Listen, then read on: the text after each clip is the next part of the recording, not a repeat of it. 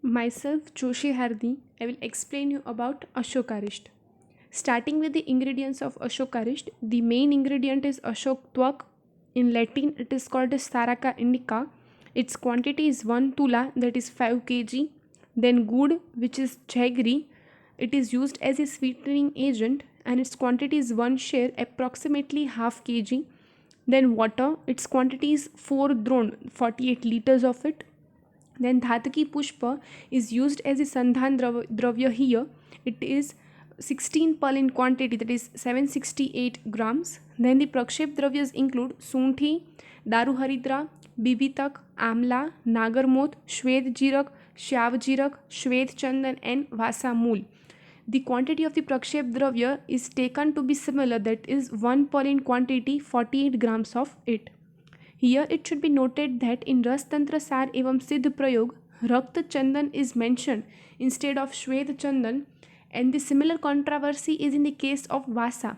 It is mentioned Vasa Twak instead of Vasa Mool. So these two points should be kept in mind. Then these are the pictures of the ingredients just mentioned now. First is Ashok Twak, second is Dhataki Pushpa, that is Thavdina Fool, third is Sunthi, that is Soot, then Daru Haridra, that is Hardar, Bibitak, that is Baheda, then Amla, Nagarmoth, Krishna Jirak, Shwet Jirak, Shwet Chandan, and lastly Vasa. Now the preparation of Ashokarishta. Firstly, a fresh Ashok Twak, that is the skin, is to be collected.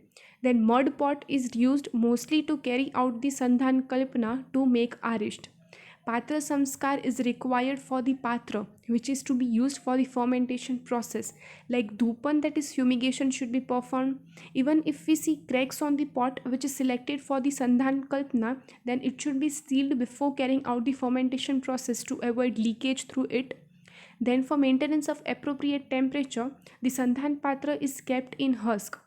Then Vasant and Sharad Rutu are considered as the best to carry out the Sandhan Kalpana, but as it is in high demand in the market, it's practiced throughout the year with appropriate conditions. The next step is preparation of Kwath. For it, Ashok Twak is mixed with 48 liters of water and the Kwath is boiled. The mixture should be boiled at mild flame or say moderate flame. Then boiling should be continued until the mixture remains 1/4, that is its initial quantity was 48 liters, so it should be boiled until it gets reduced to 12 liters. Then it before this mixture cools down, good, that is jaggery, is to be added as a sweetening agent. It should be stirred well so as some good do not stick at the base of the vessel. At times, some good particles are seen stuck to the base of the vessel if it is not stirred well. To avoid this, the mixture should be mixed well. Filter this mixture and pour it in the Sandhan Patra, which was kept in the husk. Then, after, cloth should be tied at its mouthpiece and lid should be tightly closed. Then the onset of fermentation, that is cardinal signs that would rely the start of fermentation process, is marked after 3 to 5 days. First, the Prakshep Dravyas added will continue to float over the liquid. Second is effervescence, means bubbles may appear. Then hissing sound is heard, means the sound typically produced by snake is heard. We will get mild alcoholic smell and taste of it. Then the lime water turns milky white. That is now what's lime water test. It is hole is made in the lid and the pipe is connected through it. Then the another end, it is clamped properly and it is put in the bottle containing lime water in it. The color of lime water changes to whitish milky due to passage of sufficient carbon dioxide through pipe into the lime water. So the lime water turns milky white and it is said that lime water test is positive. Now, as said earlier, the onset has already occurred. So Sandhibandh of Patra, that is sealing process, is done. Further, it is left undisturbed for 15 to 30 days. Now, the completion of process of fermentation is marked by completely opposite to that occurred in the onset of fermentation. The Prakshep Dravyas will no more float on the surface of the liquid. It may sink at the bottom. Then effervescence will not be seen. No hissing sound may be heard. We will get more strong alcoholic odor and taste than before. and the lime water test will be negative because no carbon dioxide generation occurs here. Then after, it should be stored in the airtight containers for 15 to 30 days, and Ashokarish is finally prepared. Now the precautions for carrying out Ashokarish. During preparation of quath, it should be boiled at mild or moderate fire only. Good which is added as a sweetening agent, it should be added before the quath gets cooled down completely. If we add it after the quath gets cooled down, then it may not get mixed with the quath, and some good particles may also be found stuck at the bottom of the vessel if we don't mix the mixture well. So it should be mixed well, and good should be added before the quath gets cooled down. Then the prakshep dravyas we added like sunthi, bibitak, amla, shwet and krishna jirak, etc. They should be in completely dry form. No moisture should be present in it. Then the usual range of alcohol is 5 to 15 percentage. Now to reduce the alcohol percentage in some cases, then the preparation it should be taken to the boiler, and the required percentage of alcohol can be reduced by it. Then arisht have a self generation alcohol capacity, so it shouldn't be taken empty stomach or else it may lead to gastric irritations. Then the dosage and anupan, its dose is 1 to 2 tola twice a day. It should be administered with equal quantity of water. That is, if we take 1 tola of ashokarish, then the same 1 tola of water should be taken as anupan for it. In case of Rakt Pradar, Chandraprabharas is taken as Anupan, and Bruhat Yogaraj Gugulu should be taken as Anupan in Pidit Artav. Therapeutic indications, that is, in which all diseases Ashokarist is to be administered. The first is Rakt Pradar.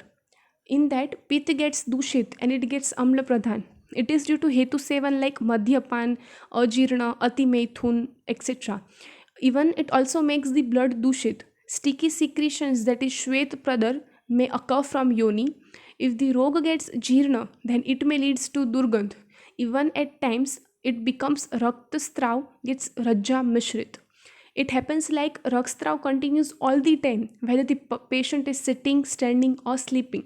Clotty bleeding may also occur. Sometimes it may stop and become normal, but again it may revert back. In this way, the blood from entire body gets removed and the patient is quite unable to handle it.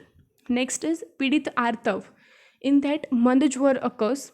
Even during menstrual days, pain may occur in Peeth Parshva regions of the body, and the urination may be Kashtata-purvak. Next is Pandu. Due to Rakt Pradar like diseases, blood from the body gets removed and the body gets Pittab Varna, leading to Pandu Rog due to less blood in the body. Then Garbhashoy and Yoni Bronch. In that, it is due to lack of knowledge of sexual practice, like when to practice and how to practice. In that, Garbhashay and Yoni may get displaced from its original position. Garbhashay gets slant and Yoni it may get out from its original position. Pain may occur in Kamar and Pedu regions. White discharge, that is Shwet Pradar, its quantity gets increased and the quantity of menstrual blood it may get decreased during the menstrual days. Then Dimbakosh Pradaha. This rog occurs in Rutukal due to coitus with men. It is mostly seen in the Vyabhicharini. Pain may occur in Peeth and Pet regions. Even woman may also occur at times. If the rog gets Jirna, then Peeb comes out from the Yoni Marg. Next is hysteria. The primary symptom is chest pain and giddiness, that is glani in body and mind. Frothy secretions do not occur from mouth as it occurs in the Miragi Rog. Symptoms of Miragi Rog and hysteria are quite similar, but in hysteria, frothy secretions may not occur from the mouth, whereas in Miragi Rog, it are seen occurring from the mouth. Then स्नायु समूह की उग्रता से mostly hysteria उत्पन्न होता है. Then वंध्यापन, it is female infertility. Then ज्वर, that is fever. Raktapita, Arsh, that is piles. Mandagni, that is decreased digestive fire of the patient. Then Shoth, that is swelling. Aruchi, it is also known as Arochak or Anabhilasha. It is mainly in the patients who has Annasadyanta. Then Prameha, that is diabetes, it is correlated in modern terminology. Then what are the Amayik Prayog, that is therapeutic administrations, means how the Ashokarist is to be administered to the patients of different diseases. Firstly, it is of Garbhashay and Yoni Bronch.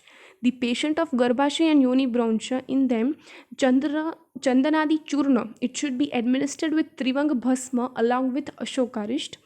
It should be administered twice a day with dugdh. Here, normally, go dugdh, that is cow's milk, is usually preferred for it. The next is Dimbakosh Pradaha. In that, Chandraprabha Vati, it should be administered with Ashokarist with same quantity of water.